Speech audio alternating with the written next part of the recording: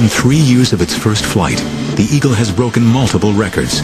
It takes back all 8 time-to-climb records from the MiG-25, the very fighter it had initially been designed to beat.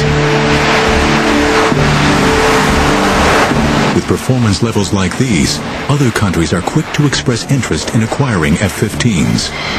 Israel is the first foreign power allowed to buy it, and the experience of one Israeli pilot soon proves how durable the F-15 can be. Captain Zvi Nadavi experiences a pilot's worst nightmare when a training exercise goes horribly wrong. He is flying a simulated airfield defense mission and is tasked with intercepting hostile aircraft when disaster strikes. I saw what in hindsight was the number 3, which is the leader of the rear pair, and he was upside down, and I was at around 14,000 feet, and I shot a missile. Even though he was upside down, he continued to go up. And I was like this, so it was stomach to wing. We couldn't see each other. And we collided.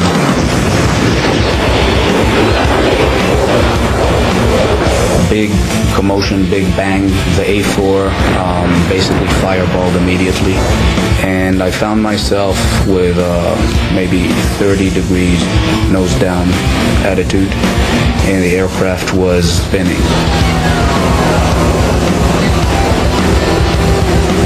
Right after the crash, I told my navigator, prepare to eject, we're going to eject.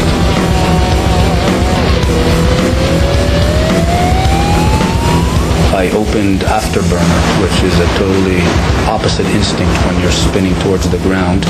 Then the roll slowly stopped, and slowly I was able to bring the nose back up.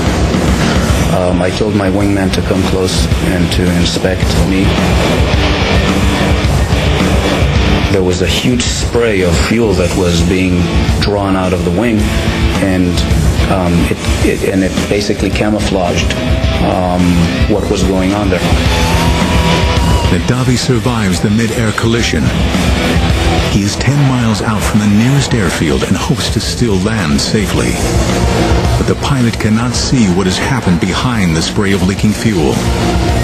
His F-15 has been so badly damaged in the collision that he is flying on just one wing.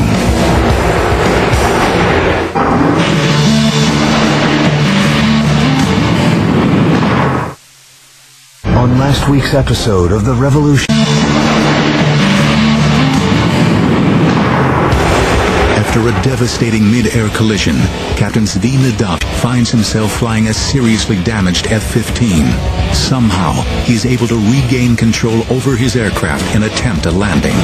I approached the airfield. I crossed the threshold where usually in an F-15 you cross at 130 knots. I crossed at anywhere between 250 to 260 knots. Was landing at approximately twice the normal landing speed. I put the tail hook down. There was a cable at about 1/3 of the runway, and we went into that cable.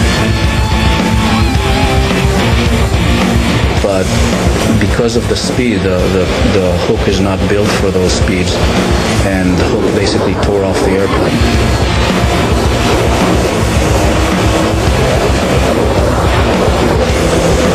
We stopped maybe 20 feet short of the barrier. As I was running at the last 50 knots, bleeding off, my wingman said, "You're not going to believe what you flew on." And I opened the canopy, and I reached back to shake the hand of the navigator. And as I was reaching back, that was the first time that I looked and I saw that I didn't have a wing on the right-hand side. It's highly likely that if I would have seen it clearly, I would have ejected, because it was obvious you couldn't really fly an airplane like that. I don't think any other aircraft could have taken that amount of damage, or that portion of its flight surfaces removed and continued to bring us home safely.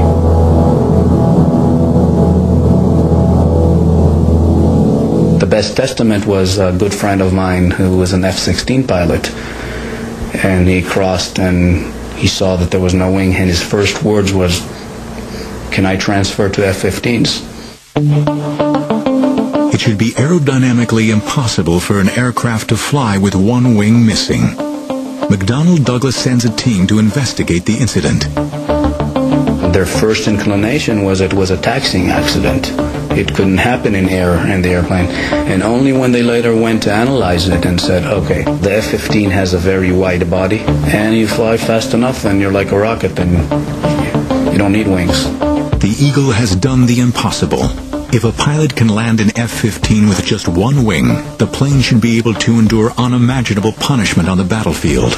But nobody can tell at this stage how well the Eagle will perform against the dreaded MiG-25. The first good look at the MiG-25 came when a Russian pilot, Viktor Belenko, defected in his MiG-25 to Japan.